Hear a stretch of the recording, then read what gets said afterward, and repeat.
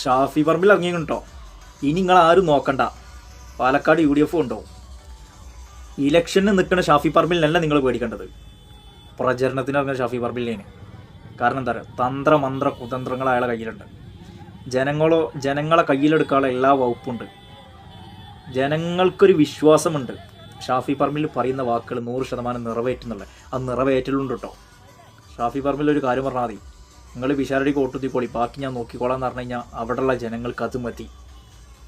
പക്ഷെ ഞാൻ അതൊന്നല്ല നോക്കി, ഇതിൽ ഈ ഒരു ഭാഗമുണ്ട്. അവിടെ ഇരിക്കണ മറ്റേ പാർട്ടിയുടെ ആൾക്കാർ വരെ ഇദ്ദേഹത്തേക്ക് നോക്കിക്കണേ. അതാണ് ഞാൻ അതിന് പലതും പറഞ്ഞു വരണ്ട നടക്കൂല മക്കളെ. അപ്പോൾ എന്താണ്, സ്ഥാനാർത്ഥിയായി നിൽക്കുന്ന ഷാഫി പറമ്പിലിനെ പേടിക്കണ്ട, പ്രചരണത്തിന് ഇറങ്ങുന്ന ഷാഫി പറമ്പിലിനെ നിങ്ങൾ പേടിക്കണം.